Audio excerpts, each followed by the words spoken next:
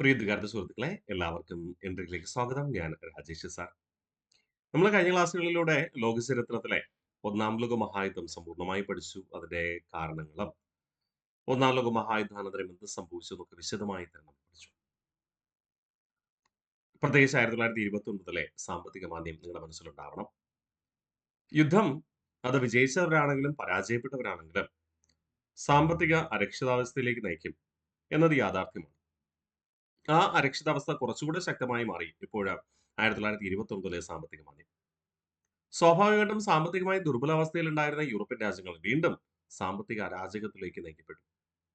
അതുകൊണ്ട് തന്നെ അവിടുത്തെ ജനങ്ങള് ലോകരാജ്യങ്ങളുടെ ചില പ്രവൃത്തികളിൽ അസ്വസ്ഥരായി. ഒന്നാം ലോക മഹായുദ്ധത്തിൽ വിജയിച്ച രാജ്യങ്ങൾ ജർമ്മനിക്ക് മേൽ ഏർപ്പെടുത്തിയ ഉപരോധം ഇറ്റലിക്ക് കാര്യമായ നഷ്ടപരിഹാരം നൽകിയില്ല. ഇത് രണ്ടും ഇറ്റലിയിലെയും ജർമ്മനിയിലെയും ജനങ്ങളെ വംശീയമായി ധ്രുവീകരണത്തിലേക്ക് നയിച്ചു. ബ്രിട്ടൻ, ഫ്രാൻസ്, അമേരിക്ക തുടങ്ങിയ രാജ്യങ്ങൾക്കെതിരെ ശക്തമായി പ്രതികരിക്കണമെന്ന ചിന്ത അവരുടെ മനസ്സിലുണ്ടായി. അങ്ങനെ രൂപം കൊണ്ട ചിന്താധാരകളാണ് ഫാസിസവും നാസിസവും. തുടങ്ങിയാലോ? ഈ ഫാസിസവും നാസിസവും ഏകാധിപത്യ ഭരണത്തിനാണ് പ്രാധാന്യം നൽകിയത്. രാജ്യത്തിന്റെ ഭരണാധികാരിക്ക് പൂർണ്ണാധികാരം. രാജ്യത്തിന് യുക്തമാണ് എന്ന് തോന്നുന്ന കാര്യങ്ങൾക്ക് രാജ്യത്തിന്റെ ഭരണാധികാരി തീരുമാനമെടുക്കും. ആ തീരുമാനങ്ങളിൽ തങ്ങളുടെ ശത്രു രാജ്യങ്ങളെ തകർക്കണം എന്ന കാഴ്ചപ്പാടുണ്ടാവണം. അവിടെ ജനങ്ങൾക്ക് പരമാധികാരം വേണമെന്നൊന്നും ജനങ്ങൾ ആഗ്രഹിച്ചില്ല. തങ്ങൾക്ക് ഈ ഗതി വരുത്തിയവരെ ഉന്മൂലനാശം കാണണം എന്നതാണ് ജനങ്ങളുടെ കാഴ്ചപ്പാട്. അതുകൊണ്ട് തന്നെ ഏകാധിപത്യത്തെ ജനങ്ങൾ സപ്പോർട്ട് ചെയ്തു. ഏകാധിപത്യത്തെ സപ്പോർട്ട് ചെയ്തത് കൊണ്ട് തന്നെ ഇവർ സ്വാഭാവികമായിട്ടും എന്തിനെ എതിർത്തു? സോഷ്യലിസത്തെയും ജനാധിപത്യത്തെയും എതിർത്തു. അപ്പോൾ ഫാസിസവും നാസിസവും എന്ന് പറഞ്ഞാൽ ഏകാധിപത്യത്തെ പ്രോത്സാഹിപ്പിച്ചിരുന്നു. തീവ്ര വംശീയത, മിലിറ്റന്റ് നാഷണലിസം ഉയർത്തിപ്പിടിച്ചിരുന്നു. നമ്മൾ തീവ്ര വംശീയത നമ്മൾ പഠിച്ചു അല്ലെ? മിലിറ്റന്റ് നാഷണലിസം ഉയർത്തിപ്പിടിച്ചു. പിന്നെ എന്താ പറയുക? സോഷ്യലിസത്തിനെ എതിർത്തു. ഫാസിസവും നാസിസവും സോഷ്യലിസത്തെ എതിർത്തത് കൊണ്ട് മുതലാളിത്ത രാജ്യങ്ങൾ സാമ്പത്തിക പ്രതിസന്ധിയിലാണ്, വ്യവസായ മാന്ദ്യത്തിലാണ്. ആ രാജ്യങ്ങൾ ആര് സപ്പോർട്ട് ചെയ്തു? ഫാസിസത്തെയും നാസിസത്തെയും.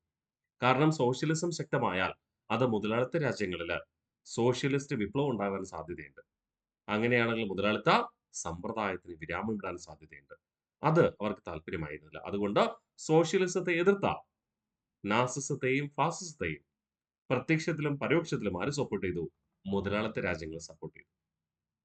നോക്കാം, വിശദമായി തന്നെ നമുക്ക് നോക്കാം. ഇമ്പോർട്ടന്റ് ആണ് കേട്ടോ. യെസ്, പഠിക്കുന്നു. ഫാസിസം. ഫാസിസം എന്ന് പറഞ്ഞു കഴിഞ്ഞാൽ എന്താണ്? ഞാൻ നിങ്ങളോട് പറഞ്ഞു. ഫാസിസവും നാസിസവും പ്രധാനമായിട്ട് 3 കാര്യങ്ങൾ എതിർക്കുക. ജനാധിപത്യ വ്യവസ്ഥിതി, പിന്നെ സോഷ്യലിസം, പിന്നെ ജനങ്ങളുടെ ക്ഷേമം. എപ്പോഴും സപ്പോർട്ട് ചെയ്യുന്ന ഏകാധിപത്യത്തെയാണ്. അപ്പോൾ ഫാസിസം എന്ന് പറഞ്ഞാൽ എന്താണ്? ജനാധിപത്യ വിരുദ്ധ നിലപാടുകളാണ്, അഥവാ ഏകാധിപത്യ പ്രവണതയാണ് ഫാസിസം എന്ന് പറയുക. Ideology anti democratic principles. ഒന്നാം ലോക മഹായുദ്ധത്തില് ഇറ്റലി വിജയിച്ച രാജ്യങ്ങളുടെ കൂട്ടത്തായിരുന്നു. ആദ്യം ജർമ്മനിക്കൊപ്പമായിരുന്നു. 2 ചേരിയിലും പങ്കെടുത്ത ഒരേ രാജ്യമാണ് അല്ലെ? ഇറ്റലി വിജയിച്ച രാജ്യങ്ങളുടെ കൂട്ടത്താണ് അവസാനമെങ്കിലും 1912 യുദ്ധം അവസാനിക്കുന്ന സമയത്ത് വിജയിച്ച ബ്രിട്ടൻ, ഫ്രാൻസ് എന്നിവയുടെ സഖ്യരാഷ്ട്രമായിരുന്നുവെങ്കിലും യുദ്ധത്തിന് ശേഷം അർഹമായ നഷ്ടപരിഹാരം കിട്ടിയോ? ഇല്ല. അതിൽ ജനങ്ങൾക്ക് സാമ്പത്തിക ദുരിതമുണ്ടാകാൻ കാരണമായത് ബ്രിട്ടന്റെയും ഫ്രാൻസിന്റെയും ചെയ്തികളാണ് എന്നൊരു കാഴ്ചപ്പാട് ജനങ്ങൾക്കുണ്ടായി. അതിൽ നിന്ന് ഉയർന്നു വന്നതാണ് ഇറ്റലിയിലെ ഫാസിസം എന്ന രാഷ്ട്രീയ party. A political party that emerged in Italy after the First World War. ആ വാക്ക് ഇമ്പോർട്ടൻ്റ് ആണ്. Founder Benito Mussolini in 1921. 1921 Benito Mussolini രൂപീകരിച്ച രാഷ്ട്രീയ പാർട്ടിയാണ് fascist party. Fascist party. Fascist പാർട്ടിയുടെ ഉദ്ദേശം ജനാധിപത്യ വിരുദ്ധ സിദ്ധാന്തങ്ങൾ പ്രചരിപ്പിക്കുക, അഥവാ ഏകാധിപത്യ പ്രവണത. ഈ ഏകാധിപത്യത്തിന്റെ സഹായത്തോടു കൂടി മിലിറ്റന്റ് നാഷണലിസം പ്രചരിപ്പിക്കുക, തങ്ങളുടെ ശത്രു രാജ്യങ്ങളെ ഇല്ലായ്മ ചെയ്യുക. ഓക്കെ, അതാണ് ഉദ്ദേശം. ഇവിടെ നിങ്ങൾ മനസ്സിലാക്കേണ്ട ഒരു കാര്യമുണ്ട്. ബെനിറ്റോ മുസോളിനി ഫാസിസ്റ്റ് പാർട്ടി രൂപീകരിച്ചത് 1921 ഫാസിസം എന്ന ആശയം അതിന് മുൻപ് തന്നെ ഉണ്ട്. ഫാസിസം എന്ന ആശയം അതിന് മുൻപ് തന്നെ ഉണ്ട്. അത് മനസ്സിലുണ്ടാവണേ.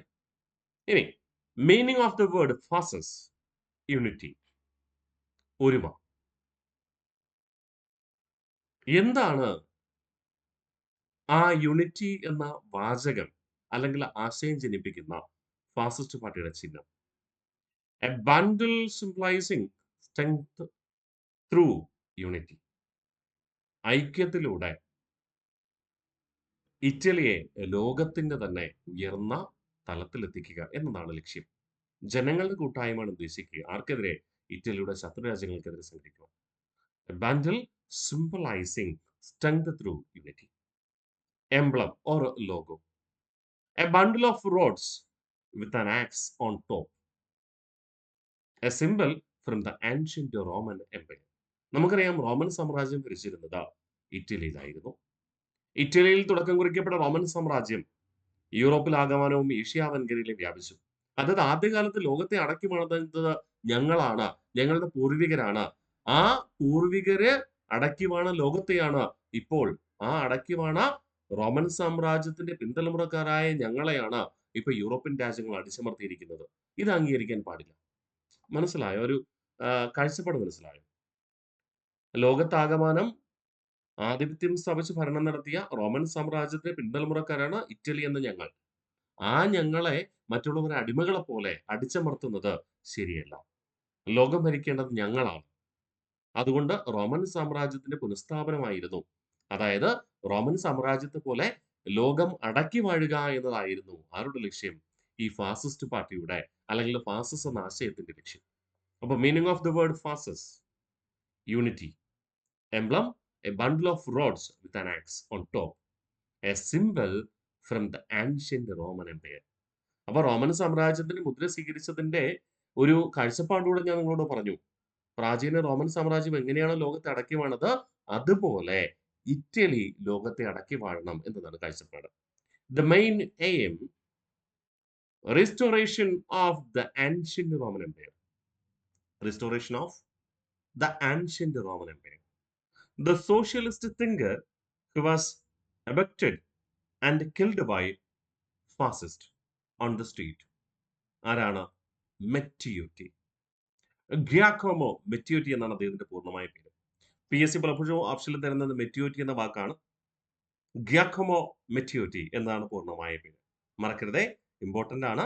പ്രാചീന റോമൻ സാമ്രാജ്യത്തിന്റെ പുനഃസ്ഥാപനം ലക്ഷ്യം വെക്കുന്ന ഇറ്റലിയിലെ ഫാസിസ്റ്റ് പാർട്ടി, ആ ഫാസിസ്റ്റ് പാർട്ടിയിൽ വിശ്വസിക്കുന്ന ഫാസിസ്റ്റുകൾ എന്തിനെതിരെയാണ് പ്രവർത്തിക്കുക? ജനാധിപത്യത്തിനെതിരെയാണ്. അതോടൊപ്പം സോഷ്യലിസത്തിനെതിരെ. സോഷ്യലിസ്റ്റ് ആശയം പ്രചരിപ്പിച്ച സോഷ്യലിസ്റ്റ് ചിന്തകനായ ആരെ? ഗ്യാക്കോമോ മെറ്റിയോറ്റിയെ തെരുവിൽ വെച്ച് പിടികൂടി പൊതുജന മധ്യത്തിൽ വെച്ച് കൊന്നുകളഞ്ഞു. എന്തുകൊണ്ടാണ് പൊതുജന മധ്യത്തിൽ വെച്ച് കൊല്ലുക? വീണ്ടും ഇത്തരത്തിൽ ആരും വരാൻ പാടില്ല, വന്നാൽ അവർക്കും ഇതേ വിധിയാണ് എന്ന് പേടിപ്പിക്കുന്നതിന് വേണ്ടിയിട്ട്, ഒരു ഭീതി ജനിപ്പിക്കുന്നതിന് വേണ്ടിയിട്ട്. മനസ്സിലായോ? അപ്പൊ നമുക്ക് റിവിഷൻ ചെയ്താലോ? എന്തൊക്കെയാണ് നമ്മൾ പറയുക? Fascism ideology, anti democratic principles. A political party that emerged in Italy after the First World War. Founder Benito Mussolini in 1921. Meaning of the word fascist means unity. Emblem: a bundle of rods with an axe on top. A symbol from the ancient Roman Empire. The main aim: restoration of the ancient Roman Empire. The socialist thinker was abducted and killed by fascists on the street. Giacomo Matteotti. ഇനി ഫാസിസത്തിന്റെ പ്രത്യേകതകൾ നമുക്ക് നോക്കാം. ഞാൻ പറഞ്ഞ തന്നെ തീവ്രദേശീയത, സ്വന്തം രാജ്യം എന്ത് ചെയ്തു കഴിഞ്ഞാലും അതിനെ എന്താണ് അതാണ് ശരി എന്ന് പറയുക, ശത്രുരാജ്യങ്ങളെ എങ്ങനെയും നിഗ്രഹിക്കുക, ശത്രുക്കളെ അടിച്ചമർത്തുക, ഇറ്റലിക്ക് റോമൻ സാമ്രാജ്യത്തെ പോലെ ലോകം ഭരിക്കാനുള്ള സാഹചര്യം ഉണ്ടാക്കുക, അല്ലെ? അതുകൊണ്ട് തന്നെ മറ്റു രാജ്യങ്ങളെ ആക്രമിക്കുന്നതൊക്കെ ഇവര് പുകഴ്ത്തുകയാണ് ചെയ്യാറ്, അല്ലെ? യെസ്, അതിനെ നമ്മൾ പറയാൻ നോക്കിയേ. Extreme nationalism and racial pride. ഫാസിസത്തിന്റെ പ്രത്യേകത എന്തൊക്കെയാണ്? എക്സ്ട്രീം നാഷണലിസം, തീവ്രദേശീയത, റാഷ്യൽ പ്രൈഡ്, വംശമഹിമ ഉയർത്തിപ്പിടിക്കുക. അതായത് ആദ്യം റോമൻ സാമ്രാജ്യമാണ് ലോകത്തെ ഭരിച്ചിരുന്നത്, അതുകൊണ്ട് റോമൻ സാമ്രാജ്യത്തിന്റെ പിന്തലമുറക്കാരായ ഞങ്ങൾക്കാണ് ലോകം ഭരിക്കുവാനുള്ള അവകാശം. ആ ഒരു കാഴ്ചപ്പാട്, വംശമഹിമ ഉയർത്തിപ്പിടിക്കുക. Extreme nationalism and racial pride. Opposition to democracy and socialism. ജനാധിപത്യത്തെയും സോഷ്യലിസ്റ്റ് ചിന്തകളെയും എതിർക്കുക. Glorification of war. യുദ്ധത്തിലൂടെ മാത്രമേ മറ്റു രാജ്യങ്ങളുടെ മേൽ ആധിപത്യം സ്ഥാപിക്കാൻ കഴിയും. അതുകൊണ്ട് യുദ്ധം ചെയ്യണമെന്നും യുദ്ധത്തിലൂടെ വിജയം വരിക്കണമെന്നും ആ വിജയത്തിലൂടെ ലോകം തങ്ങളുടെ കീഴിലാക്കണമെന്നുമുള്ള ആഗ്രഹം. Glorification of war. എക്സാൾട്ടേഷൻ of the state above individuals. രാഷ്ട്രത്തെ മഹത്വവൽക്കരിക്കുക. രാഷ്ട്രത്തെ ജനങ്ങളല്ല, രാഷ്ട്രത്തിന് പ്രാധാന്യം. അതായത് ജനക്ഷേമമായ കാര്യങ്ങൾക്ക് ഇവിടെ പ്രാധാന്യമില്ല. രാജ്യം എപ്പോഴും തല ഉയർത്തി നിൽക്കണം. ജനങ്ങളുടെ അവകാശങ്ങൾക്ക് പരിധി നിശ്ചയിക്കുന്നു. എപ്പോഴും ജനങ്ങളെ നിയന്ത്രണത്തിൽ കൊണ്ടുവരുന്നു. എന്തിനു വേണ്ടി? രാജ്യത്തിന്റെ കാഴ്ചപ്പാടുകൾ ഉയർത്തിപ്പിടിക്കാൻ. അത് ജനങ്ങൾക്ക് മനുഷ്യാവകാശങ്ങൾ ലംഘിക്കപ്പെടുന്നു, മനുഷ്യാവകാശങ്ങൾ തടസ്സപ്പെടുത്തുന്നു എന്ന കാഴ്ചപ്പാട്. Okay. എക്സാൾട്ടേഷൻ of the state above individuals. Elimination of political opponents. ശത്രുക്കളെ തകർക്കുക. നമ്മൾ പറഞ്ഞല്ലോ, രാഷ്ട്രീയ എതിരാളികളെ ഉന്മൂലനം ചെയ്യുക. അങ്ങനെ ഉന്മൂലനം ചെയ്താലേ ലോകത്ത് എന്ത് ചെയ്യാൻ പറ്റൂ? ഞങ്ങൾക്ക് റോമൻ സാമ്രാജ്യത്തെ പോലെ ലോകം അടക്കി വാഴാൻ കഴിയുന്ന കാഴ്ചപ്പാട്. ഒന്നാം ലോക മഹായുദ്ധത്തിലെ ഫലമാണ് യഥാർത്ഥത്തിൽ ഇറ്റലിയിലെ ജനങ്ങള് ഫാസിസം എന്ന ചിന്താധാരയിലേക്ക് വരുവാനുള്ള സാഹചര്യം ഒരുക്കിയത്. അപ്പൊ features of fascism: extreme nationalism and rational pride, opposition to democracy and socialism, glorification of war, exaltation of the state above individuals, elimination of political opponents. Okay അല്ലേ? ഇനി ഫാസിസ്റ്റ് പാർട്ടി ആരംഭിച്ചത് ആരെന്ന് ഞാൻ പറഞ്ഞു? മൊസോളിനിയാണെന്ന് പറഞ്ഞു. മൊസോളിനി ഫാസിസ്റ്റ് പാർട്ടി രൂപീകരിച്ചത് ഏത് വർഷമാണ്? 1921. എന്നാൽ ഫാസിസം എന്ന ആശയം ഒന്നാം ലോക മഹായുദ്ധം അവസാനിക്കുമ്പോൾ തന്നെ എന്ത് ചെയ്തിരുന്നു? ഇറ്റലിയിലെ തുടക്കം കുറിക്കപ്പെട്ടിരുന്നു. ശരിയല്ലേ? യെസ്. ആ ബെനിറ്റോ മുസോളിനിയെ കുറിച്ചുകൂടെ നമുക്കൊന്ന് പരിചയപ്പെടാം.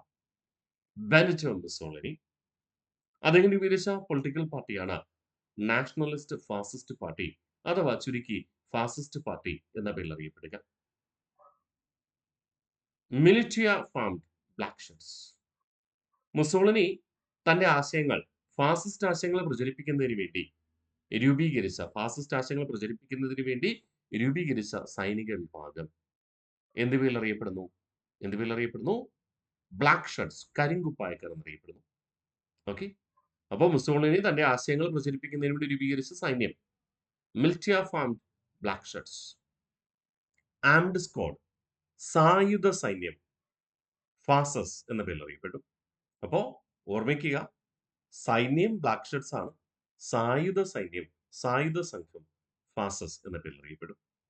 1921 അദ്ദേഹം എന്ത് രൂപീകരിക്കുക? ഫാസിസ്റ്റ് പാർട്ടി രൂപീകരിക്കുക അല്ലെ? അപ്പോൾ ഇദ്ദേഹത്തിന് അധികാരമുണ്ടോ? ഇല്ല. ഇറ്റലിയിൽ ഒരു സംഘടന രൂപീകരിച്ചു. ആ സംഘടനയിൽ ഫാസിസ്റ്റ് ആശയങ്ങളെ പ്രചരിപ്പിച്ചത് ജനങ്ങള് ഇദ്ദേഹത്തെ പിന്തുണച്ചു, ഇദ്ദേഹത്തിന്റെ ആശയങ്ങളെ വരവേറ്റു. അങ്ങനെ 1922 ഇദ്ദേഹം പ്രധാന ഒരു നേതാവായിട്ട് മാറി. നേതാവായി മാറിയ മാത്രം മതിയോ? പറ്റില്ല. അധികാരം ഉണ്ടെന്ന് എങ്കിലല്ലേ ഈ ഫാസിസ്റ്റ് ആശയങ്ങൾ നടപ്പിലാക്കാൻ പറ്റൂ. In 1922 lead the famous march on Rome. റോമില് ഒരു മാർച്ച് സംഘടിപ്പിക്കുകയും ആ മാർച്ചിൽ ഇദ്ദേഹത്തിന്റെ ഫാസിസ്റ്റ് ആശയങ്ങൾ പ്രചരിപ്പിക്കുകയും ചെയ്തു. ഇതിനെ അനുകൂലിച്ചുകൊണ്ട് ഒട്ടനവധി ജനങ്ങളാ ഇറ്റലിയിലെ തലസ്ഥാനമായ റോമില് ഒരുമിച്ച് കൂടി. തുടർന്ന് ഇദ്ദേഹം അധികാരം ഏറ്റെടുക്കുകയാണ്.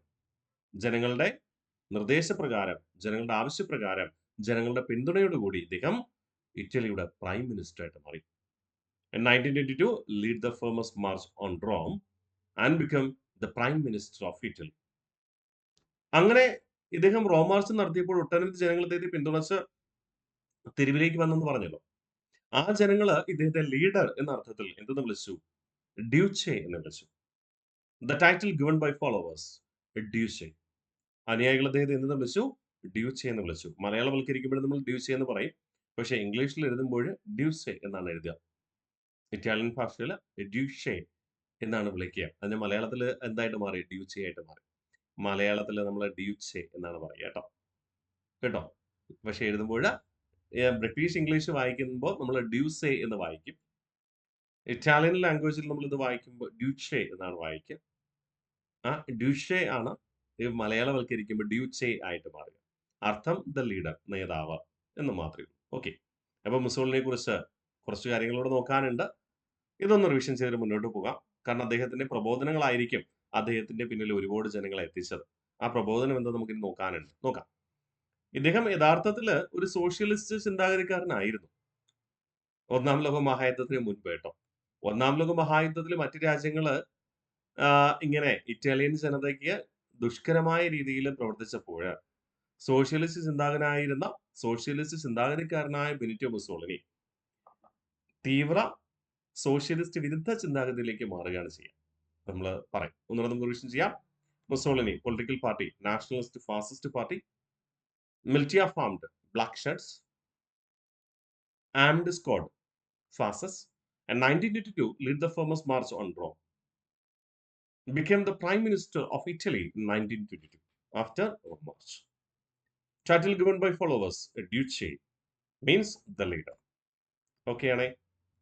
ഇനി അടുത്ത് പറയുന്നു propaganda slogan. War is to man what motherhood is to woman. പുരുഷന് യുദ്ധം സ്ത്രീക്ക് മാതൃത്വം എന്നതുപോലെയാണ് എന്നതാണ് ഇദ്ദേഹത്തിന്റെ പ്രബോധനം, ആശയപ്രചരണം. അപ്പൊ ഇദ്ദേഹത്തിന്റെ തീവ്രമായ ആശയപ്രചരണം ഇതായിരുന്നു: പുരുഷന് യുദ്ധം സ്ത്രീക്ക് മാതൃത്വം എന്നതുപോലെയാണ്. അതായത് യുദ്ധം ചെയ്യുന്നത് പുരുഷൻ അഭിമാനിക്കേണ്ട കാര്യമാണ്. പുരുഷന്റെ അഭിമാനമാണ് യുദ്ധം ചെയ്യുക എന്ന കാഴ്ചപ്പാട്.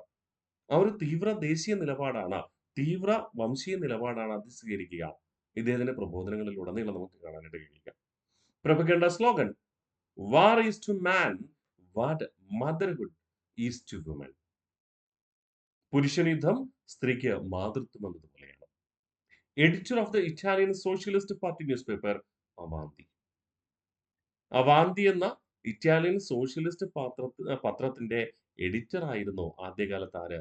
Benito Mussolini.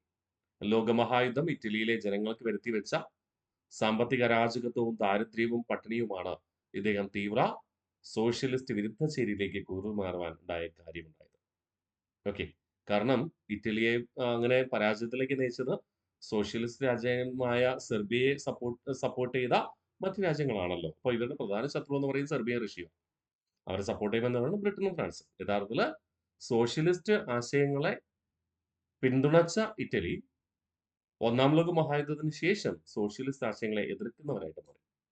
ഓക്കെ, അതിന്റെ ഭാഗമാണ് ബെനിറ്റോ മുസോളിനി. അപ്പോ Benito Mussolini is an editor of Italian Socialist Party newspaper Avanti. Avanti means forward, മുന്നോട്ട്. പിന്നീട് ഇദ്ദേഹം എന്ത് ചെയ്തു?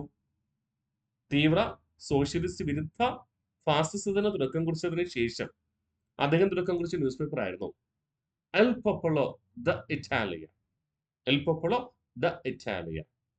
ഇത് ഇറ്റാലിയൻ ലാംഗ്വേജിൽ നമ്മൾ എഴുതുമ്പോൾ അങ്ങനെ എഴുതാം. ഇംഗ്ലീഷ് എഴുതുമ്പോൾ അവിടെ ദി ആയിട്ട് മാറും. എൽ പോപ്പുളോ ദി ഇറ്റാലിയ എന്ന് നമ്മൾ എഴുതും കേട്ടോ. അപ്പൊ ഓർമ്മിക്കാൻ, ന്യൂസ് പേപ്പറിന്റെ പേര് എൽ പോപ്പുളോ ദി ഇറ്റാലിയ. ആദ്യത്തേത് ക്യാപിറ്റൽ ലെറ്ററിൽ ഐയും രണ്ടാമത്തെ ലെറ്റർ എല്ലും ആണ് കേട്ടോ, സ്മാൾ ലെറ്റർ എല്ലും ആണ്. സെക്കൻഡ് പോപ്പുളോ ദ ഇറ്റാലിയ എന്നൊന്നും നിങ്ങൾ വായിച്ചു കളയരുത് കേട്ടോ. എൽ പോപ്പുളോ ദി ഇറ്റാലിയ എന്നാണ്. I small letter Il Popolo di Italia. Clear? അപ്പൊ propaganda slogan: War is to man what motherhood is to woman. Editor of Italian Socialist Party newspaper Avanti. Avanti means forward, മുന്നോട്ട്. Newspaper El Popolo di Italia. Clear? അപ്പോൾ Benito മുസോളിനിയെ കുറിച്ചും നമ്മളിവിടെ പഠിച്ചു കഴിഞ്ഞു. ഇനി അപ്പോൾ നമ്മൾ എന്തൊക്കെ പഠിച്ചു? ഇറ്റലിയിലെ ഫാസിസം പഠിച്ചു. ആ ഫാസിസ്റ്റ് പാർട്ടിക്ക് തുടക്കം കുറിച്ച ബെനിറ്റോ മുസോളിനിയും അദ്ദേഹത്തിന്റെ കാഴ്ചപ്പാടുകളും അദ്ദേഹം ഭരണത്തിൽ വന്നതും നമ്മൾ പഠിച്ചു. 21 രാഷ്ട്രീയ പാർട്ടി രൂപീകരിച്ചു. 22 ഇറ്റാലിയൻ പ്രധാനമന്ത്രിയായിട്ട് മാറി. അടുത്ത് പറയുന്നു Nazism. Full name Nazi party means national socialist German workers party. National socialist German workers പാർട്ടിയാണ് ചുരുക്കി എന്ന പേരിൽ അറിയപ്പെടുക നാസി പാർട്ടി എന്ന പേരിൽ അറിയപ്പെടുക. ഓക്കെ, നാസി പാർട്ടിയെ നമ്മൾ എന്തെന്ന് വിളിക്കും? National socialist German workers party എന്നാണ് നമ്മൾ വിളിക്കുക. നാസി പാർട്ടിയുടെ ഫൗണ്ടറും അതിന്റെ നേതാവും, founder and the leader Adolf Hitler. Adolf Hitler ഈ നാസി പാർട്ടിക്ക് തുടക്കം കുറിക്കുന്നത് 1920-ലാണ്. ഫാസിസ്റ്റ് പാർട്ടിക്ക് ഇറ്റലിയിൽ ബെനിറ്റോ മുസോളിനി തുടക്കം കുറിച്ചത് 1921-ലാണ്. ഇവിടെ ആ ഫാസിസം എന്ന ആശയം തന്നെയാണ് ഇവിടെ പറയുക, പക്ഷെ പേര് നാസി പാർട്ടിയാണെന്ന് മാത്രം. ഓക്കെ, അപ്പൊ founder and leader Adolf Hitler in 1920. A political party that emerged in Germany. ഒന്നാം ലോക മഹായുദ്ധത്തിന് ശേഷം ജർമ്മനിയിൽ രൂപം കൊണ്ട രാഷ്ട്രീയ പാർട്ടിയായിരുന്നു നാസി പാർട്ടി എന്ന് പറയുക. Official symbol swastika. സ്വസ്തിക എന്ന വാക്കിന്റെ അർത്ഥം ഐശ്വര്യം എന്നാണ്. Symbol of prosperity. Symbol of prosperity. നിങ്ങൾ സ്വസ്തിക എന്ന ചിഹ്നം കണ്ടിട്ടുണ്ടോ? ഇതാണ് സ്വസ്തിക എന്ന ചിഹ്നം കേട്ടോ. കറുത്ത നിറത്തിലാണ് രേഖപ്പെടുത്തുക. കറുത്ത ബാക്ക്ഗ്രൗണ്ടിൽ വെള്ള നിറത്തിലാണ്. അപ്പോ a political party that emerged in Germany, Nazi party founder Adolf Hitler, official symbol swastika. Swastika means symbol of prosperity, ഐശ്വര്യം. പക്ഷേ യൂറോപ്യൻ ജനത, യൂറോപ്പില് ഏറ്റവും കൂടുതലുള്ളത് യഹൂദന്മാരായിരുന്നു, ജൂതന്മാരായിരുന്നു. ഇപ്പോഴും അതിൽ മാറ്റമൊന്നുമില്ല. യൂറോപ്യൻ രാജ്യങ്ങൾ ഭൂരിഭാഗവും യഹൂദന്മാരാണ്. പക്ഷേ ജർമ്മനി, ഇറ്റലി തുടങ്ങിയ രാജ്യങ്ങളിൽ അവർ വിശ്വസിക്കുന്നത് അവർ ആര്യന്മാരുടെ പിൻതലമുറക്കാരാണ്.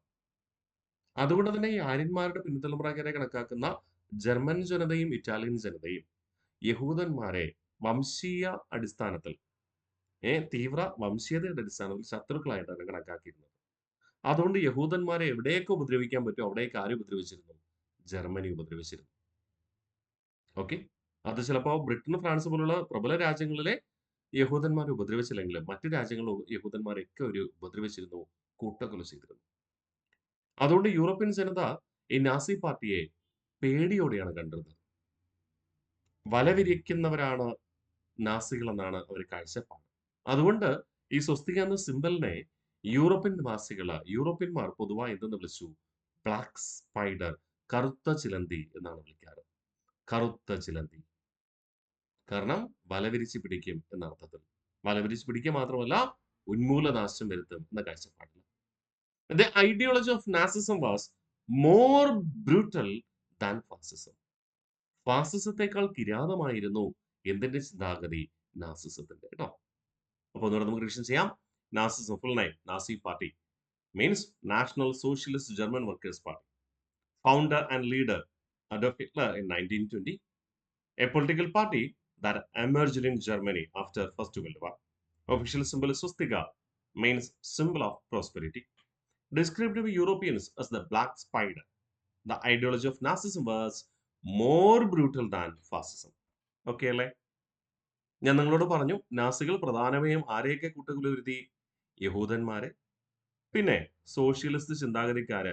സോഷ്യലിസ്റ്റുകാരെന്ന് പറയുമ്പോൾ കമ്മ്യൂണിസ്റ്റുകാരെന്ന് പറയാം. പിന്നെ ആരെ? നമ്മൾ ഫാസിസത്തിന്റെ കുറച്ചുകൂടെ ബ്രൂട്ടൽ അല്ലേ? ഫാസിസം ആരെ എതിർത്തിരുന്നു? ജനാധിപത്യ വിരുദ്ധ സിദ്ധാന്തമല്ലേ ഫാസിസം. അതുകൊണ്ട് നാസികൾ എന്തിനെ എതിർത്തിരുന്നു? ജനാധിപത്യത്തെ. ജനാധിപത്യം, കമ്മ്യൂണിസം അഥവാ സോഷ്യലിസം, പിന്നെ യഹൂദന്മാർ, ഈ 3 പേരുമായിരുന്നു ആരുടെ ശത്രുക്കൾ എന്ന് പറയുക? നാസികളുടെ ശത്രുക്കൾ എന്ന് പറയുന്നത്. അതുകൊണ്ട് തന്നെ യഹൂദന്മാരെ എവിടെയൊക്കെ കൂട്ടക്കൊല ചെയ്യാൻ പറ്റും അവരെയൊക്കെ എന്ത് ചെയ്തു? കൂട്ടക്കൊല ചെയ്തു. യഹൂദരെ കൊല്ലുന്നതിന് വേണ്ടി മാത്രം, യഹൂദരെ ലോകത്ത് നിന്ന് തുടച്ചു നിൽക്കുന്നതിന് വേണ്ടി മാത്രം ഹിറ്റ്ലർ രൂപീകരിച്ച ഒരു കൂട്ടായ്മയുണ്ട്. അതാണ് തവിട്ട് കുപ്പായക്കാർ, ബ്രൗൺ ഷർട്ട്സ് എന്ന പേരിൽ അറിയപ്പെടുക. ഓക്കെ, യെസ്, അതിലേക്ക് നമുക്ക് പോകാം. Okay, good. നോക്കാം. Considered as enemies, Nazi party or Nazism considered as enemies Jewish, Communist and Democrats. ജനാധിപത്യവാദികളെയും കമ്മ്യൂണിസ്റ്റുകാരെയും യഹൂദ സമുദായങ്ങളെയുമാണ് നാസികൾ ശത്രുക്കളായി കണ്ടിരുന്നത്. The force organized by Adolf Hitler against the Jewish, ജൂതന്മാരെ നിഗ്രഹിക്കുക അല്ലെങ്കിൽ ജൂതന്മാരെ ഉന്മൂലനം ചെയ്യുന്നതിന് വേണ്ടിയിട്ട് രൂപീകരിച്ച ഒരു പ്രത്യേക സൈനിക വിഭാഗമാണ് ബ്രൗൺ ഷർട്ട്. മുസോളിനി രൂപീകരിച്ച എന്താ? Black shirt. ഇവിടെ ഹിറ്റ്ലർ രൂപീകരിക്കുന്ന എന്താ? Brown shirt. ബ്രൗൺ ഷർട്ട് എന്തിനാ രൂപീകരിച്ച്? ജൂതന്മാരെ അപായപ്പെടുത്തുന്നതിന് വേണ്ടിയിട്ട്. മാസ് എക്സ്റ്റർമിനേഷൻ ഓഫ് ജൂയിസ്, ജൂതന്മാരെ കൂട്ടക്കൊല ചെയ്ത സംഭവം അറിയപ്പെടുന്നത് ദ ഹോളോകോസ്റ്റ് എന്നാണ്. The Holocaust. Holocaust remembrance day January 27. ഹോളോകോസ്റ്റ് ഓർമ്മദിനമായി കണക്കാക്കുന്നത് ജനുവരി 27 ഈ ജർമ്മൻ ഭരണാധികാരിയായ ഹിറ്റ്ലർ ജൂതന്മാരെ കൂട്ടക്കൊല ചെയ്ത വിവരം ലോകത്തെ അറിയിക്കാൻ കാരണമായത് ഒരു സിനിമയായിരുന്നു. സ്റ്റീവൻ സ്പീൽബർഗിന്റെ ഒരു സിനിമയായിരുന്നു. ആ സിനിമയാണ് ഷിൻഡ്ലേഴ്സ് ലിസ്റ്റ് എന്ന പേരിൽ അറിയപ്പെടുക. The film depicting Jewish persecution, ജൂത കൂട്ടക്കൊലയെ കുറിച്ച് വിവരിക്കുന്ന, ജൂത പീഡനം വിവരിക്കുന്ന സ്റ്റീവൻ സ്പീൽബർഗിന്റെ സിനിമയാണ് ഷിൻലേഴ്സ് ലിസ്റ്റ് എന്ന പേരിൽ അറിയപ്പെടുക. വളരെ പ്രാധാന്യമുണ്ട്.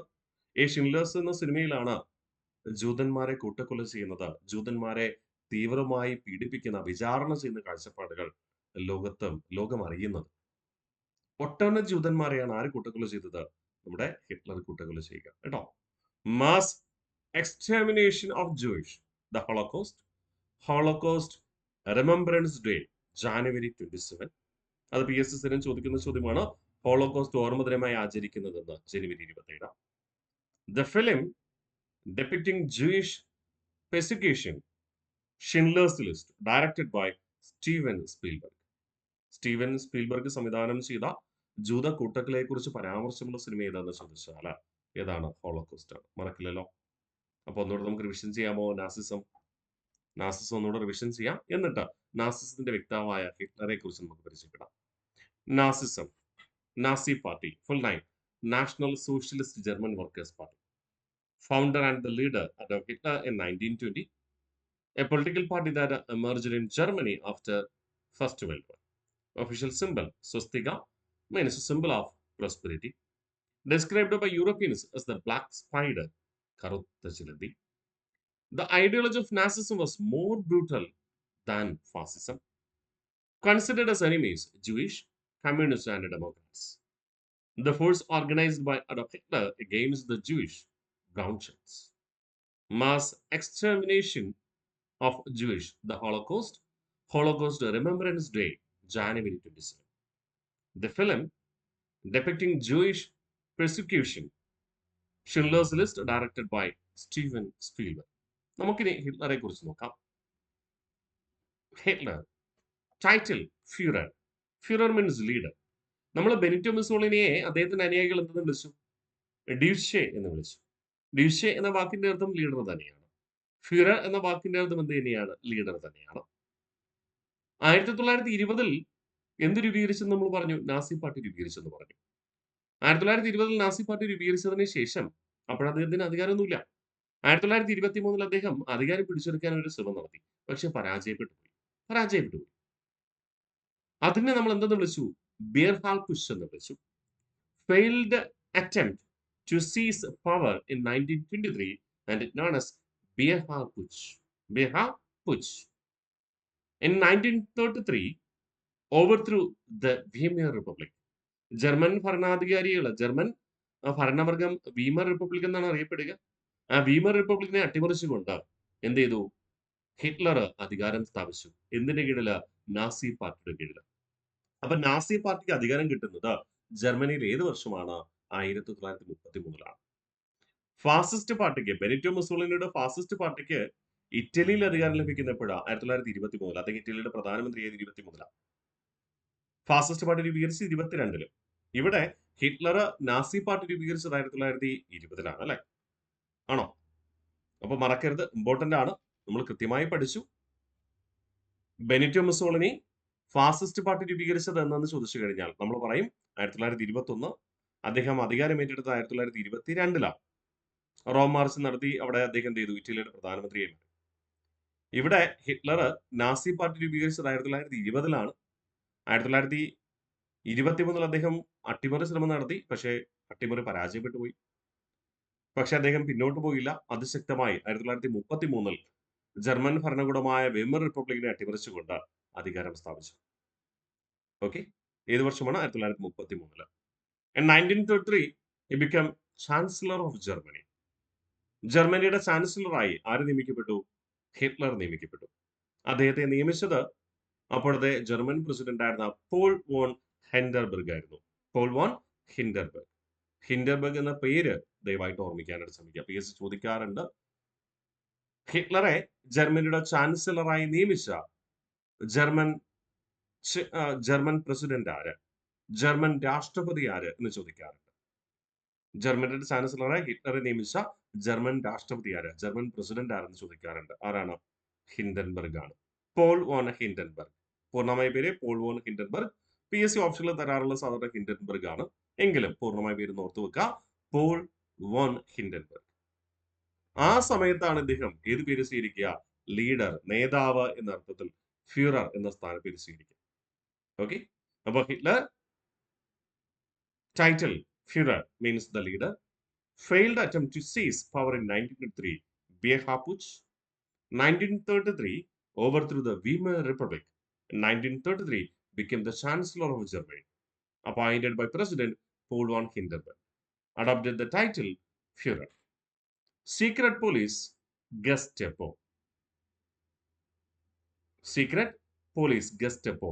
ഹിറ്റ്ലർ നമ്മുടെ ജൂതന്മാരെ കൂട്ടക്കൊല ചെയ്യാൻ, ജൂതന്മാരെ ഉന്മൂലനം ചെയ്യാൻ വേണ്ടി രൂപീകരിച്ച വിഭാഗം എന്ന് പറയുന്നത് എന്താണ്? ബ്രൗൺ ഷർട്ട്സ് ആണ്. നമ്മൾ പഠിച്ചു. ജൂതന്മാരെ ഇല്ലായ്മ ചെയ്യുന്നതിന് വേണ്ടി അദ്ദേഹം തുടക്കം കുറിച്ചത് ബ്രൗൺ ഷർട്ട്സ്, തവിട്ടുകുപ്പായക്കാരാണ്. അധികാരമേറ്റതിന് ശേഷം ഇദ്ദേഹത്തിന്റെ രഹസ്യ പോലീസ് സംവിധാനം, ഞാൻ പറഞ്ഞു ഒന്നാം ലോക മഹായുദ്ധത്തിന് ശേഷം ഒരുപാട് രഹസ്യ പോലീസ് സംവിധാനങ്ങൾ തുടക്കം കുറിച്ചത് ഹിറ്റ്ലർ ആയിരുന്നു എന്ന് പറഞ്ഞു. രഹസ്യ പോലീസ് സംവിധാനം എന്ത് പേരിൽ അറിയപ്പെട്ടു? ഗസ്റ്റപ്പോ എന്ന പേരിൽ അറിയപ്പെട്ടു. Okay, Gestapo, secret police Gestapo. ഇനി head of the propaganda machinery Joseph Goebbels. ഹിറ്റ്ലറുടെ വലങ്കൈ എന്നറിയപ്പെടുന്ന ഹിറ്റ്ലർ അദ്ദേഹത്തിന്റെ രാജ്യത്തെ ഉന്നതിയിൽ എത്തിക്കുന്നതിന് വേണ്ടിയിട്ട് ശത്രു രാജ്യങ്ങളെ കുറിച്ച് തെറ്റായ കാര്യങ്ങൾ പ്രചരിപ്പിക്കണം. അതിനു വേണ്ടിയിട്ട് ഒരു നുണപ്രചരണ സംഘം രൂപീകരിച്ചിരുന്നു. ഓക്കെ, ഹിറ്റ്ലർ ഒരു നുണപ്രചരണ സംഘം രൂപീകരിച്ചിരുന്നു.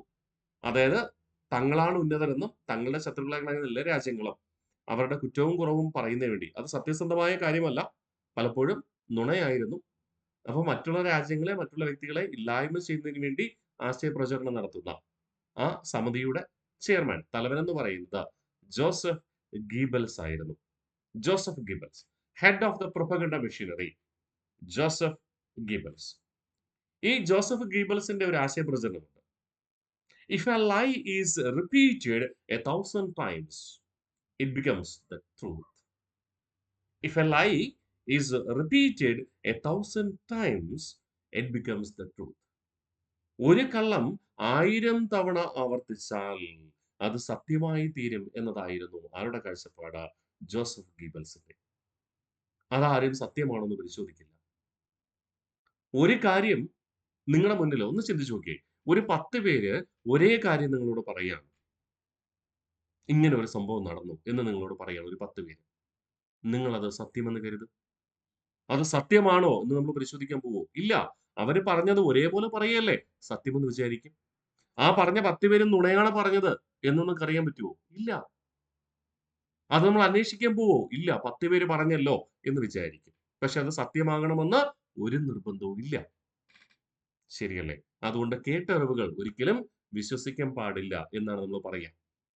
ഓക്കെ, സത്യം പരിശോധിച്ചറിയണമെന്നാണ് പറയുക. അപ്പൊ കേട്ടറിവ് വിശ്വസിക്കാൻ പാടില്ലെന്ന് പറയാം. ഓക്കെ, അപ്പോ ജർമ്മനിയില് ഹിറ്റ്ലർ ഒരു നുണപ്രചരണ സംഘത്തിന് തുടക്കം കുറിച്ചു. Head of the propaganda machinery Joseph Goebbels. Propaganda slogan, if a lie is repeated 1,000 times, it becomes the truth. നമ്മൾ തിരിച്ചു വരികയാണ് ഹിറ്റ്ലറിലേക്ക്. ഹിറ്റ്ലറിന്റെ ആത്മകഥ, ഓട്ടോബയോഗ്രഫി, മെയിൻ കാംപ് എന്ന പേരിലാണ് അറിയപ്പെടുന്നത്. Mein Kampf described as the bible of Nazism. നാസിസത്തിന്റെ ബൈബിൾ എന്നറിയപ്പെടുന്നത് Mein Kampf എന്ന നമ്മുടെ ഹിറ്റ്ലറുടെ ആത്മകഥയാണ്. കാരണം അദ്ദേഹത്തിന്റെ ആത്മകഥയെ മെയിൻ കാമ്പിൽ അദ്ദേഹം പ്രധാനമായും പറയുന്നത് നാസിസത്തിന്റെ ആശയങ്ങളും നാസിസത്തിലൂടെ ജർമ്മനിയെ ലോകത്തിന്റെ അധികാര ശ്രേണിയിലേക്ക് കൊണ്ടുവരണമെന്നുമാണ്. കാരണം ലോകം ഭരിക്കേണ്ടത് ആര്യന്മാരാണ്.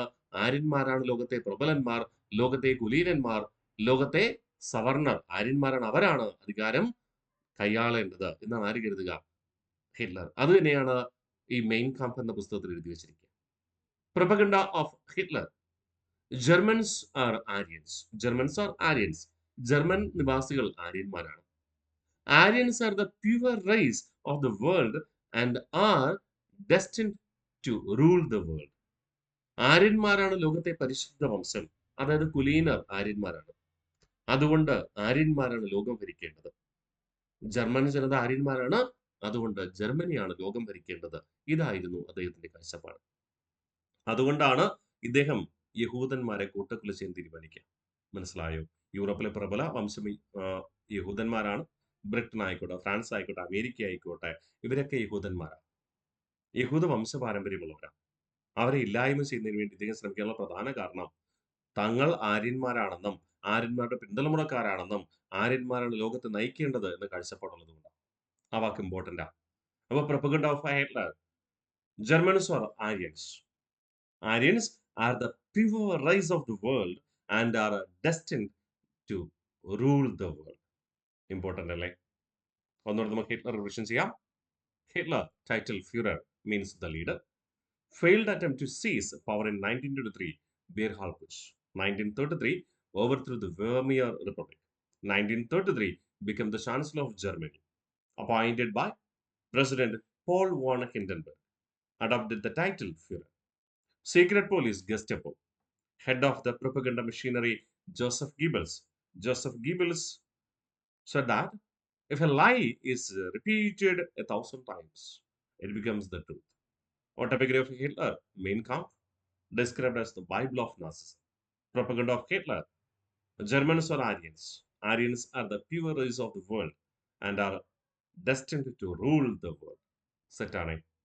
അപ്പൊ ഇത്രയും കൃത്യമായി പഠിച്ചുറപ്പിക്കുക. ഈ ഫാസിസത്തെ നാസിസത്തെയും പിന്തുണയ്ക്കുന്ന നിലപാടായിരുന്നു ആര് സ്വീകരിച്ചിരുന്നത്? മുതലാളിത്ത വ്യവസായ രാജ്യങ്ങളായ ബ്രിട്ടനും ഫ്രാൻസും അമേരിക്കയും ഒക്കെ. അതുകൊണ്ട് ഇവരെ എതിർക്കാനൊന്നും പോയില്ല. കാരണം ഇവര് സോഷ്യലിസത്തിനെതിരല്ലേ. അതിന് മുതലാളിത്ത രാജ്യങ്ങൾ ഇവരെ സപ്പോർട്ട് ചെയ്തിരുന്നു. അതുകൊണ്ടാണ് ഇവ വളർന്നു പന്തലിക്കുന്നതും ആ മുതലാളിത്ത രാജ്യങ്ങളെ തന്നെ ആക്രമിച്ച് കീഴടക്കാൻ ശ്രമിക്കുന്നത്. അത് നമ്മൾ തുടർന്ന് രണ്ടാം ലോക മഹായുദ്ധത്തിന്റെ കാരണമായിട്ടും രണ്ടാം ലോക മഹായുദ്ധം പഠിച്ചുറപ്പിക്കും. ഓക്കെ അല്ലേ?